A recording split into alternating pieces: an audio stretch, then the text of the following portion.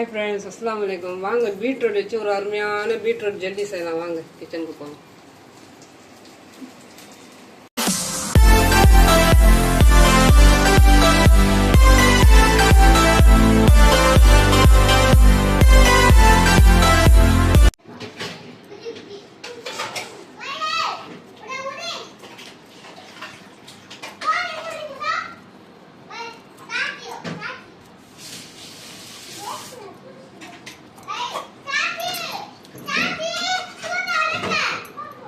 சீவியாச்சு சீவிட்டு வாஷ் பண்ணிட்டு இது துருவி வச்சுக்கலாம். இது இந்த மாதிரி இந்த ஷேப்பில் கட் பண்ணிக்கணும். இது பாதம் முந்திரி, இது பாதம், இதே இந்த மாதிரி ஷேப்பில் கட் பண்ணிவிட்டு இது லைட்டாக கொஞ்சம் நெய் விட்டு வறுத்து எடுத்துக்கலாம். ஒரு பாக்கெட் கடல் பாசி இந்த மாதிரி கட் பண்ணி வச்சுருக்கேன். இதை ஜாரில் போட்டு ஒரு ஓட்டு எடுத்துக்கலாம். சுட தண்ணி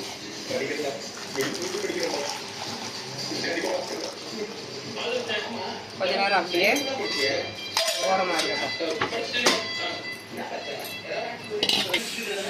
கொஞ்ச நேரம் ஆயிடுச்சு. இப்போ இது அடுப்பில் வச்சு மெல்ட் பண்ணிக்கலாம்.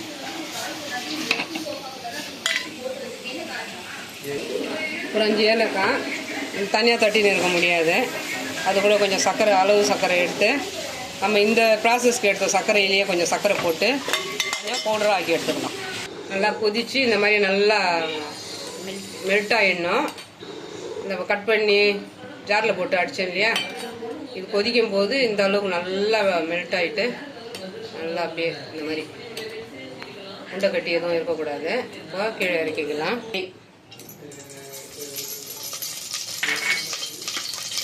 திரி வச்ச பீட்ரூட். இந்த குக்கர் வந்து ஏதோ காரம் செய்யாத ஒரு குக்கர், இனிப்புக்கு மட்டும் யூஸ் பண்ணுற குக்கர். இந்த மாதிரி குக்கர் வச்சு நம்ம இந்த மாதிரி செய்துக்கலாம். காரம் உள்ள குக்கர் வச்சிங்கன்னா அந்த ஒரு காரக்கும் அதை கொஞ்சம் பார்த்துக்கோங்க. இது இனிப்புக்குன்னு தனியாக, ஸ்வீட் பண்ணுறதுக்குன்னு தனியாக வச்சுக்கலாம். இது நல்லா வதங்கி இந்த பச்சை வாடெல்லாம் போகிற வரைக்கும் நல்லா வதக்கணும். போட்ட சர்க்கரை இதை ஃபஸ்ட்டு ஆட் பண்ணிக்கலாம். வதங்கிடுச்சு, நல்லா வதங்கிடுச்சு. வதங்கினதுக்கு தான் நம்ம சர்க்கரையை சேர்க்கணும். சர்க்கரை சேர்த்து கொஞ்சம் நேரம் நல்லா ரெண்டுத்தையும் நல்லா கலந்து கொடுக்கணும்.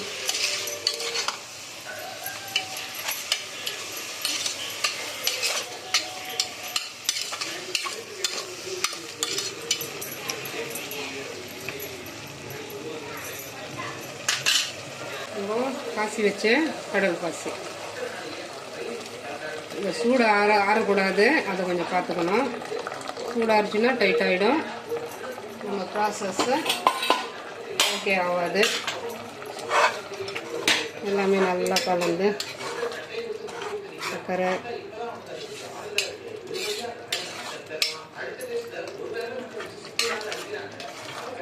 ரொம்ப ஈஸி ஹெல்தியான ஒரு கப்பு கேக். ஒரே ஒரு விசில் வர வரைக்கும் குக்கர் தட்டு போட்டுக்கலாம். நெய்யில் வறுத்தாச்சு பாதம் முந்திரி இந்த மாதிரி. அப்போ பச்சையாகவும் சேர்த்துக்கலாம். இந்த மாதிரி வறுத்து சேர்க்குறதுனால அது ஒரு மணமாக இருக்கும். இந்த மாதிரி சின்ன கப்பு, இந்த கப்பில் லைட்டாக டெக்கரேட் பண்ணிக்கணும். பாதம் முந்திரி எல்லாமே நல்லா வறுத்து கரெக்டாக இருக்குது. அழகாக இதை டிசைன் பண்ணிக்கணும்.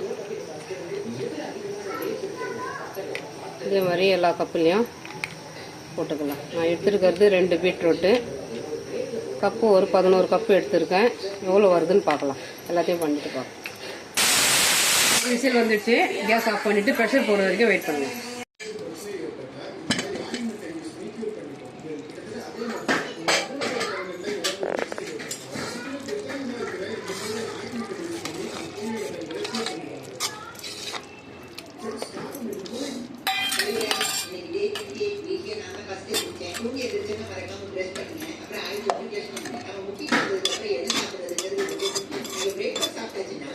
இந்த குக்கர்லேயே இருக்கணும். குக்கர்லேருந்து கொஞ்சமாக எடுத்து நம்ம ரெடி பண்ணுற வரைக்கும் ஒரு இந்த மாதிரி எடுத்துக்கலாம். மீதி குக்கரில் இருக்கட்டும். அப்போ தான் அது சூடாக இருக்கும். சூடாக இருக்கும்போது நம்ம போட்டால் தான் கரெக்டாக வரும்.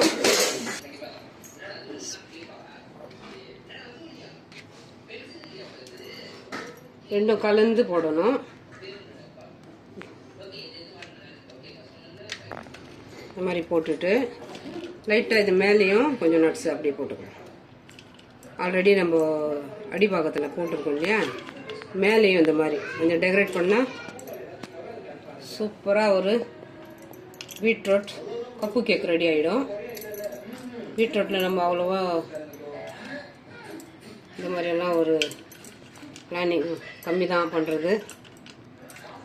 இந்த மாதிரி ஒரு ரெடி பண்ணியிருக்கேன். ஒரு 1/2 hour இந்த சூடு போகிற வரைக்கும் வெயிட் பண்ணலாம்.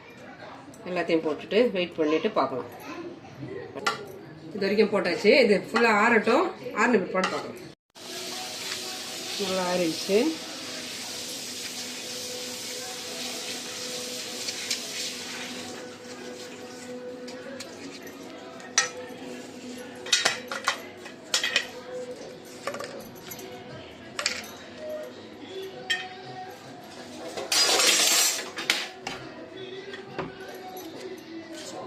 நல்லா ஆறிட்டு பிற்பாடு தான் எடுக்கணும்.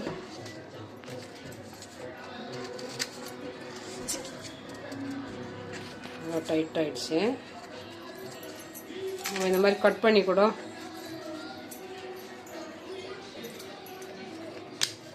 கப்பு வேண்டாம்னாலும்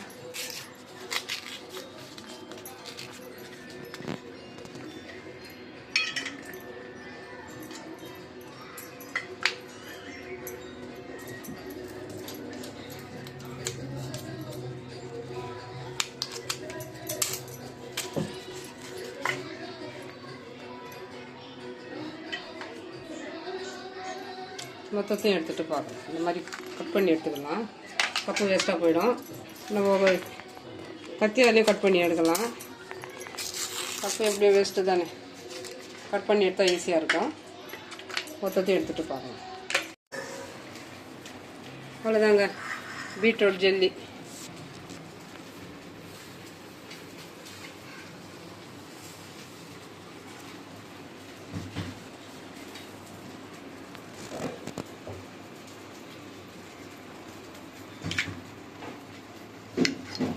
பால் எதுவுமே சேர்க்காம ரொம்ப சிம்பிளான கம்மியான பட்ஜெட்டு இந்த மாதிரி ஒரு ஹெல்த்தியான ஒரு பீட்ரூட் வச்சு ஒரு பீட்ரூட் ஜெல்லி டேஸ்ட் பண்ணி பார்க்கலாம்.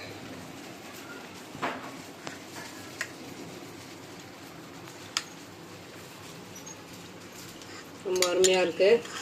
இது ஃப்ரிட்ஜ்லேயே ஸ்டோர் பண்ணி வச்சு ஒரு வாரம்னா கூட கெடாது, வச்சு சாப்பிட்லாம். அவ்வளோதாங்க, ஒரு பீட்ரூட் வச்சு 2 பீட்ரூட்டு ஒரே ஒரு கடற்பாச்சி இது வரைக்கும் வச்சு இந்த அளவுக்கு ஒரு ஜெல்லி கேக் வந்திருக்கு. கண்டிப்பாக அருமையான ஒரு டேஸ்ட்டு. இந்த ஒரு டேஸ்ட்டு வேறு ரேஞ்சில் இருக்குது. கண்டிப்பாக ட்ரை பண்ணி பார்த்துட்டு எனக்கு கமெண்ட்ஸ் பண்ணுங்கள். அதனுடைய அருமை அப்போ தான் தெரியும். நல்ல மிக நல்ல உள்ளங்கள் பேகம் சேனலுக்கு சப்ஸ்கிரைப் பண்ணுங்கள். அஸ்ஸலாமு அலைக்கும்.